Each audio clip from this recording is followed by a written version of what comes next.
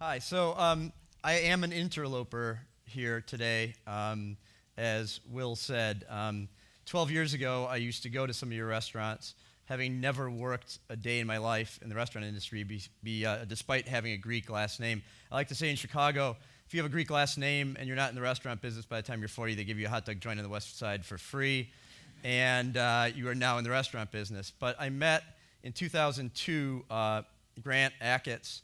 And I like to say, it's like meeting Miles Davis when he's 28. He's got his back to the stage, and he's playing totally different music. And for me, it was both intellectual and emotionally resonant, which is a very weird combination for a chef. And we got to know each other, and I made the mistake one drunken evening of saying, if you ever want to build your own restaurant, I'd like to help you do that. And I had never built a restaurant, but I'd done a couple different businesses before, and he said, well, what kind of restaurant do you want to build? And I said, I don't know. I've never built a restaurant before, but it better be damn good. And a week later, I got a very charming email from him, and we met at my house, and he handed me a business plan, and I cooked for him, and he criticized my cooking, and I criticized his business plan, and a friendship and partnership was born. And the first thing we did was we started to challenge preconceived notions. He said, I want to do a restaurant with no tablecloths. I want to do a Michelin 3-star restaurant with no tablecloths. I said, why? Why is that? And, he said, well, why is that luxury? Why is that inherently luxurious? Like, you put your hands on it in most places, and the reason it has that, and the pad, is because the table underneath is a piece of shit. And we all know that inherently. Now, of course, that's not true at places like 11 Madison Park and stuff, but we've all been to really nice restaurants where that's the case. So that was our first conversation. How do we make tables that are really high-quality tables? And we started questioning all of these things. So I thought that I would, with my weird background, help build the place, get it up and running, and then hand it off to Grant, the professional, Joe Catterson, the professional, the people who inspired me so much when I was a patron, not part of it. And a couple things happened. One, we started doing crazy things with service and serviceware and pieces, and by the time we opened, the only two people that had had that conversation for a year, we opened a year to the day later of that meeting, were Grant and me. And so I am not in hospitality. If I'm clearing a plate at your table at Alinea, either you're a great friend of mine or something is really in the shits, because I am not particularly great at doing any of those things. However, I do know how it's supposed to work, because most of it we just made up. We started thinking, well, why do you do centerpieces that are flowers? Why do you do centerpieces that are, why do you have a candle on the table? Why is that romantic? We questioned like really basic things.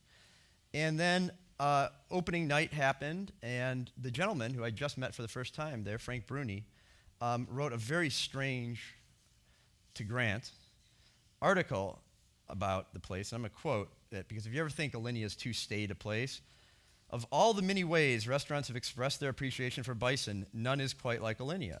The dish might be called reefer mammal or stoned on the range. And he goes on to say that one of the servers said, this whole thing is kind of like a bong. So our service from the beginning was a little bit different, and Grant panicked, was not happy with that at all. And all of a sudden, I was now chef psychologist, which is a really weird role as well. And I never left. I came in, and I kept looking at things, and I learned the restaurant business as the owner of Alinea, which is a very strange thing to try to do. And so I had no utility. Like, we built this place, but I didn't know how to clear a plate. I didn't know how to go into the kitchen. I didn't know where to stand. Basic things that you all do with grace and ease, I had no idea how to do. But I did know how to go to an office, and I did know how to answer phones. And so I started fielding. We had 3 people answering phones all day, and I started fielding phone calls from people who very, very much wanted to dine there, thank God. And they would say, my anniversary is 6 weeks from now on a Thursday night. And we would say, I'm very sorry, we're totally full that night. And they just knew I was lying to them. They knew it. In their bones, they would go, you're lying. Like, you can feel that they were saying that. And I would literally take screenshots and go, no, look. Because I was on the other side of that. I tried to get into your restaurants and couldn't. But I also knew if I was the president, I'd get in. And I knew that you had 2 held tables. And I know that there's always a room available at a hotel, and there's a stopgap and all of that. And we've all been on that side where we have to say no to a customer. But all of my employees were only saying no to customers. It's all they were doing. We would have 800 calls a day of, I'm really sorry, or we're going to open the July reservations, 2 weeks from now. And we had so many calls one time that the entire 312867 exchange went down. I mean, you can only answer so many a day. You can only spend so much time saying no before you start looking for a better way. And then I started looking at our seating template and going like, is this the right thing to do? Is this the right timing? Is this the right way to do this? And I would always be told, yes, I'm a professional. That's the right way to do it. And for 3 or 4 years, I didn't do much about it, to be honest with you. We were doing really well. Customers were enjoying it. We were named the best restaurant in America 2 years after we opened. Why mess with it, right? But that's kind of what I like to do, is to try to find incremental improvement and to mess with it. And I started meeting other restaurateurs and realizing that they had the same sorts of problems that we did. And so when we started building Next, I realized that it was really possible now to implement my pipe dream of the tickets. And of course, I feel like everyone's read that thing that I wrote a couple weeks ago because I've been kind of cornered by everybody here. But it was the kind of thing that seemed obvious to me. And I would just make the joke in staff meetings, why don't we just sell tickets? And everyone would laugh and go, get out of the way. Like, you're kind of bothering me. But they couldn't really say that, but I could see that that's what they were thinking. And at the end of the day, for Next, I kind of cornered Grant and I said, look, this is our shot to do this. We're building a brand new place. It's going to change completely every 4 months. It's almost like a theater, not just a restaurant. We can do this. And so we put that little tagline in the trailer, and I had no idea how we were going to accomplish that. I figured someone had already figured it out, and no one had. So one guy and me built the whole thing. It was an unmitigated disaster as a piece of software. It was an unmitigated disaster as a launch. But we sold $500,000 worth of tickets in the first 2 days that we opened. And it's funny because looking back on it, everybody still went, oh yeah, my own employees, when I say everybody, every one of my own employees went, oh yeah, oh that's nice. Now what do we do?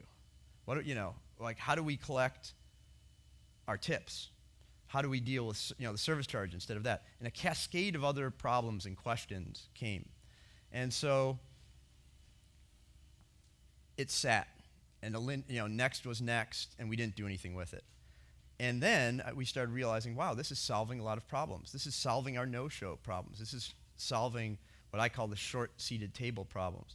We're solving the problem of talking to only the customers who are our customers.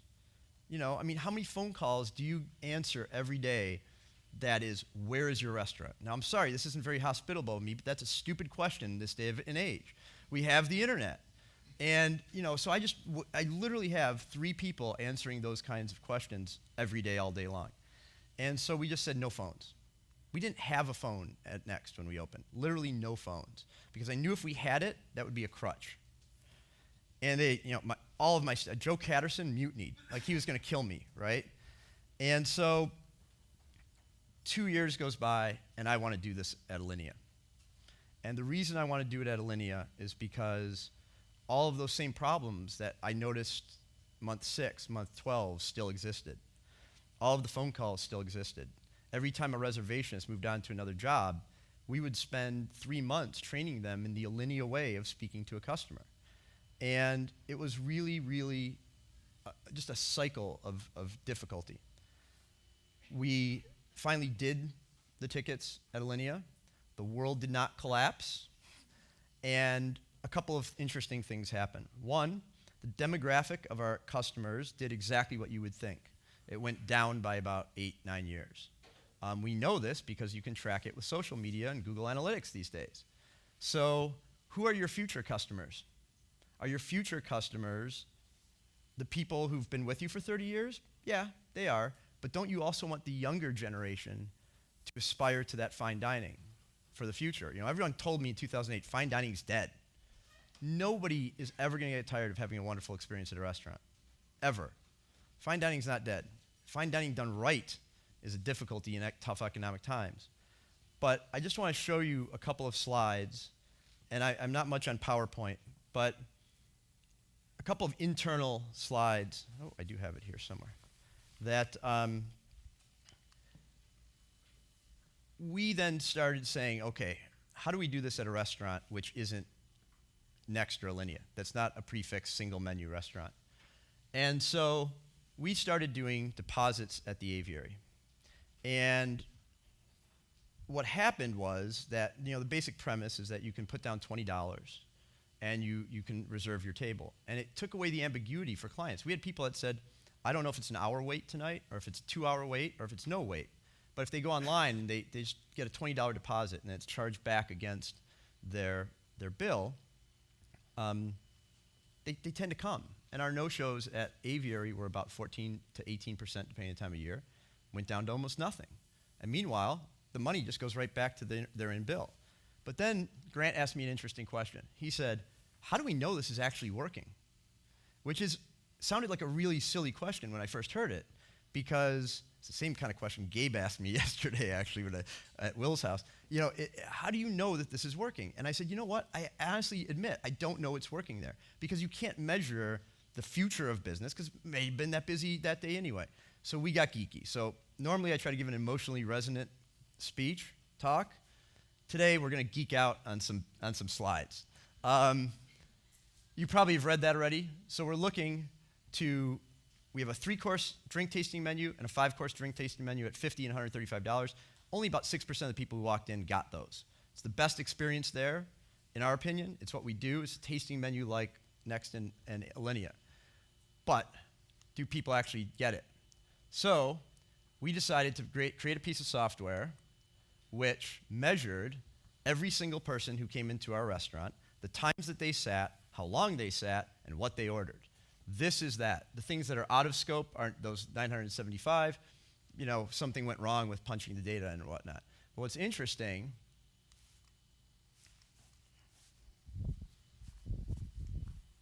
there we go, is that you get something that looks like this, which is how many people bought a 5-course, how many bought a 3-course, how many people bought a deposit, what are your revenue streams from that, what are your check averages, and I'll say this, check average is a very bad measure of how well you're doing in a restaurant. And the reason it is because if I have a $100 check average but only 2 customers, so what?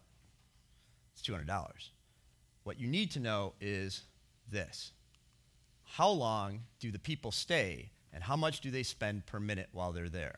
Which is an altogether very, very different question to ask, and a much harder one for a restaurant to answer.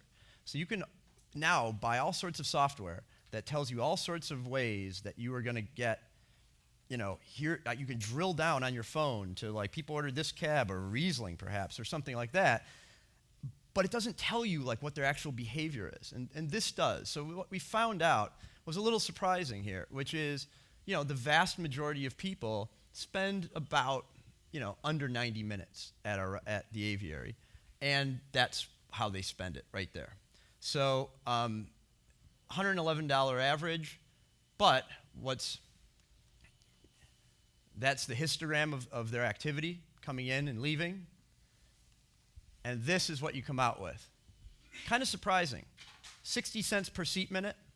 No doubt the 5-course menu is going to generate the most per seat minute, but I was really surprised that $20 deposit that I love so much sucks.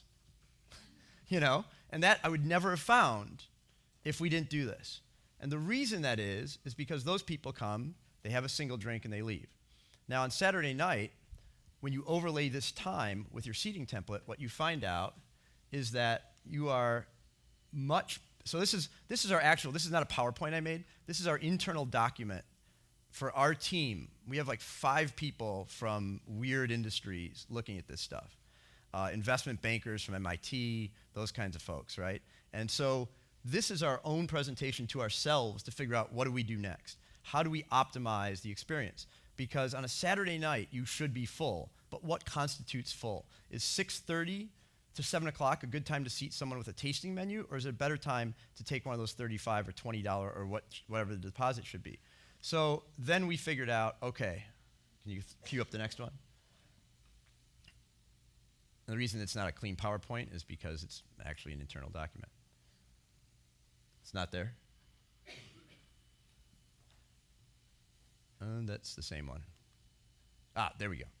So what we found out is that the $20 deposits perform the worst due to an average table time of 125 minutes. They come in and they get that drink. But you know what time they don't come in? They don't come in after 7 p.m.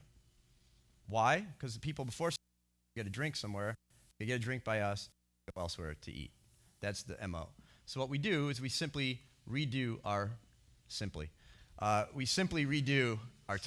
in a very non-logical way. If someone arrives at our restaurant at the Aviary at 6:30 on a Saturday night, we will literally not seat them until 7:15. That's weird. That's not hospitable maybe, but we let them know that well ahead. And at the end of the day, we ended up with a template which is backed by real experience and real data. And I didn't put this on that post I did because, frankly, I don't want everybody in the world, although you're recording this, I guess, to see all of this. But what you end up with is this. If you look, we put in the 3-course and the 5 courses there on the front side. And then after that, we can take walk-ins. We can take, 60%, 50% of the seats are for walk-in there anyway. And so what I'm trying to say is that having all this data is wonderful, but asking the right questions of your customers, of your template, of your fellow employees, to me is more important. And I want to say that all of this, at the end of the day, is in service of the best customer experience. I do not, we are chef-driven restaurants. We never say no to something that doesn't make the experience better, that doesn't make the food better, that doesn't make the drinks better. We never look at food costs. An example of this is who thinks 54% food cost is a good food cost? Anyone? So that's what Alinea ran. January, February, March this year. And the reason we ran such a high food cost is because in January, February, and March is a miserable time in Chicago. And none of you are going to travel to Chicago in January, February, and March if you're smart. So we lowered the price from $210 to $275, which is this time of year with about a $260 midpoint, to $185. And you'd think at the high end, are people really going to care if I lower it down to $185? And we had a record first quarter this year, in the worst time ever in Chicago restaurant history from a weather perspective. So people are price sensitive, and I wouldn't say that they're price sensitive. I think that they understand that we're doing something different, that we're creating opportunities for them to come into our restaurant, that they don't need to play phone tag with us. And at the end of the day, we end up serving more people what we do while doing well for ourselves and our employees. And I just wanted to show you this too, because I didn't put this in, but what we did was we had no way of measuring all of that stuff. So we wrote a custom Salesforce application that does this. Everyone who buys a ticket, we cross-check against their Facebook, Instagram, Twitter accounts. We pull in, I'm sorry, please, Dean Papadakis, I don't know who you are, but that's an actual one, sorry. Had to pick a Greek though, we pull up and cross-reference that so we know that's him when he arrives. If that is indeed him, they'll just tap the screen, and that gets associated with his restaurant customer profile across all of our properties. You'll notice it says arrived, seated, paid, left. That's how we generate all of that timing data. We never do a taxi ticket. We never do a valet ticket. We never look for bags. It's all sitting right there. We just tap on it and go. And to the customer, the New York Post said, we're stalking people. We're not stalking people. We are trying to create a more magical experience to anticipate their needs. And we're using all of the current models and tools at our disposal to do that. So at the end of the day, everything that we work on is in service of Grant's food and Dave Barron's food and Charles Jolie and Micah Melton's drinks at the Aviary. And it's in service of making that experience as magical as possible. But to do that, it actually requires thinking a little bit outside the box and a little bit differently and looking at the data but making it actionable, making it something that your managers and your staff can actually use easily and change the way you do business process at the end of the day. So that's my super geeky talk. I will go back to talking about designing experience in cancer next time. Never good to end on a cancer joke. It is genuinely humbling to be here with all of you. And what I said at the beginning is really true. I love coming to New York. I love eating in New York. It's the greatest food city in the world. I do love our city in Chicago, and we have many, many wonderful restaurants and chefs, but this is the greatest food city in the world. Thank you.